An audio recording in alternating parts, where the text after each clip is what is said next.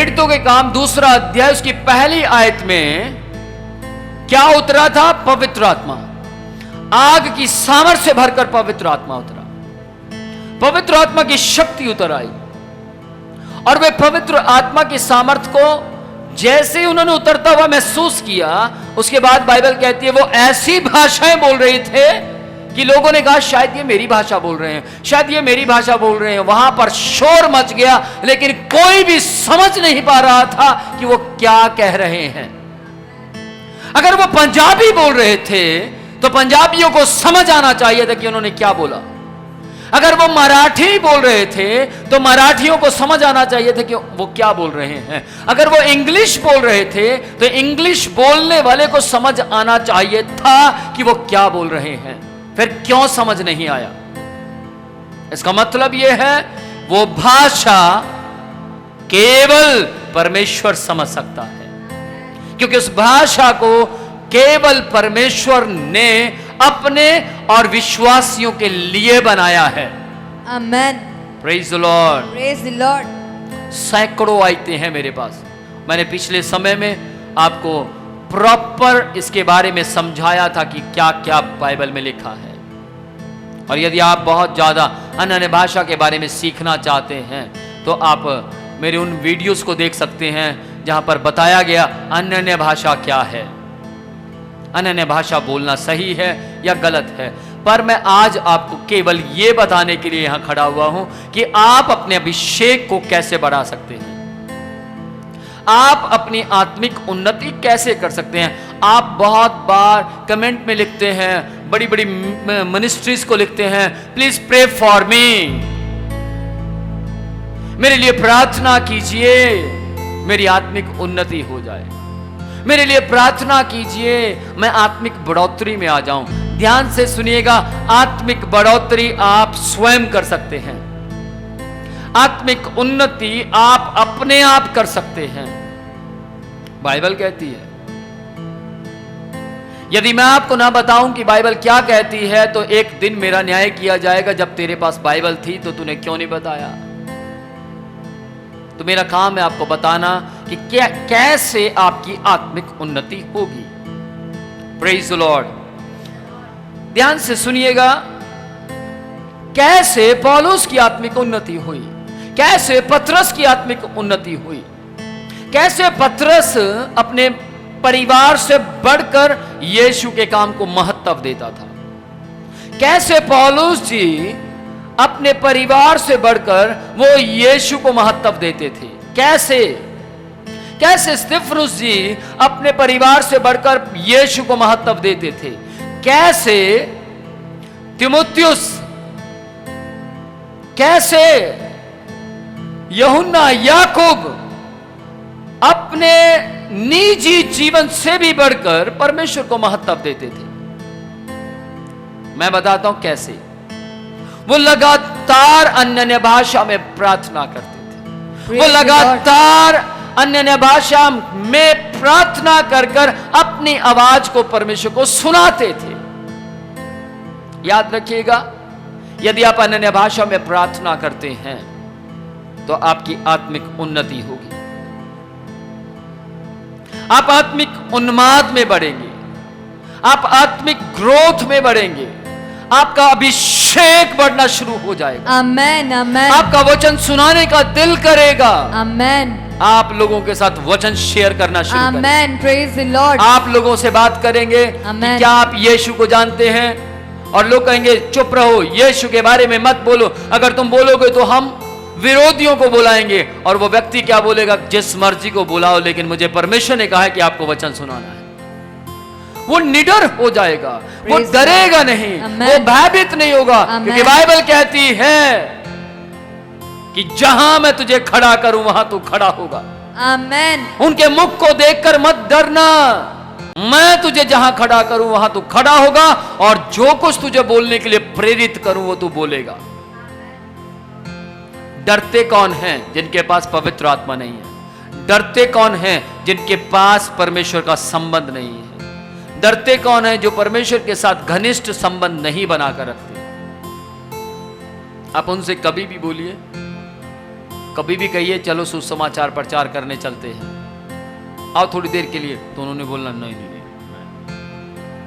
खासकर मेरे साथ बहुत से लोग नहीं जाते थे, उनको मालूम है ये जहां भी जाता प्रचार करता विरोध हो जाता है, लेकिन उनको विरोध तो दिखता था लेकिन कभी भी आशीर्वाद नहीं दिखे। आज आशीर्वाद दिख रहे हैं। Praise the Lord. आज मुझ पर आशीर्वाद बढ़ते बढ़ते बढ़ते जा रहे हैं। मेरी प्रत्येक वस्तु में परमेश्वर का आशीर्वाद पाया जाता है। मेरी प्रत्येक बात में परमेश्वर का अभिषेक पाया जाता है। Amen. हालेलुया। Hallelujah. यदि आप परमेश्वर की सामर्थ्य को अपने अंदर बढ़ाना चाहते हैं, यदि आप परमेश्वर के अभिषेक को बहाना चाहते हैं, यदि आप चाहते हैं कि आप में से जीवन के जल की नदियां बह निकले, बहें, जीवन के जल की नदी भी बह सकती है, आप में से बह सकती है, मनुष्य में से बह सकती है। यदि आप चाहते हैं आप में से जीवन के जल की नदी बहे, तो मैं यूं कहूंगा अन्य भाषा में प्रार्थना कीजिए। Amen. यदि आपके पास अन्य भाषा का दान नहीं है तो आप अन्य भाषा का दान परमेश्वर से मांगिए। पवित्र आत्मा मत मांगिए। मेरी बात को गौर से सुनिएगा। ये मत कहे प्रभु मुझे पवित्र आत्मा दे, पवित्र आत्मा दे, बल्कि आप ये कहिए प्रभु मुझे पवित्र आत्मा के बाद जो अन्य भाषा का दान मिलता है वो दे दीजिए। Praise the Lord. Praise the Lord. बहुत से लोगों को पवित्र आत्मा के बारे में नहीं मालूम कि अन्य भाषा क्या, पवित्र आत्मा क्या, तो वो पवित्र आत्मा मांगते रहते, पवित्र आत्मा दीजिए, पवित्र आत्मा दीजिए, पवित्र आत्मा दीजिए। और पवित्र आत्मा कहता मैं तो यहीं खड़ा हूं, मैं तो तेरे पास ही हूं। मैं कमाल है। पवित्र आत्मा देखता होगा मैं तो यहीं खड़ा हूं, ये ऊपर क्या मांग रहा है? क्योंकि बाइबल कहती है पवित्र आत्मा हमें अनाथ नहीं छोड़ता। Praise the Lord. Amen. यदि आप कहते हैं आप परमेश्वर की संतान है, यदि आप कहते हैं मैं यीशु की पुत्री हूं, यीशु का पुत्र हूं, लेकिन आपके पास पवित्र आत्मा नहीं है और आप पवित्र आत्मा मांग रहे हैं, तो याद रखिएगा आप कोई पुत्र और कोई पुत्री नहीं है। यदि आपके पास पवित्र आत्मा है तो वो आपको सहायता देगा मसीह यीशु का पुत्र और पुत्री होने के लिए। Praise the Lord. सहायता करेगा आपको पुत्र का रूप देने के लिए और पुत्री का रूप देने के लिए। सहायता करेगा आपके अंदर से दान वरदान निकालने के लिए। सहायता करेगा कि आपके अंदर कैसे सामर्थ बहेगा, अन्य भाषा के दान को प्राप्त करने के लिए आपकी सहायता करेगा। आमेन। मेरे पास आत्मा तो था, क्योंकि आत्मा था तभी तो मैं कह रहा था लगातार कि यीशु प्रभु है। बैप्टिज्म लेने से पहले मेरे पास आत्मा था, तभी तो मैं कह रहा था यीशु प्रभु है। तभी तो मैंने कई बार अपने परिवार की मार को खाया, तभी तो मैंने कई बार अपने परिवार के अंदर आने वाले दुखों को सह लिया, क्योंकि मेरे पास पवित्र आत्मा था और पवित्र आत्मा ही मुझे मजबूत करता था और पवित्र आत्मा ही मुझे कहता था चिंता मत कर, मैं तुझे यीशु के करीब लेकर जाऊंगा। Amen. पवित्र आत्मा जी मुझे कहते थे मैं तुझे प्रार्थना करना सिखाऊंगा, क्योंकि बाइबल कहती है आत्मा आप ही हमें आहें भर भर कर प्रार्थना करना सिखाता है। आत्मा अपने आप आपको सिखाएगा। आज से कुछ साल पहले की बात है,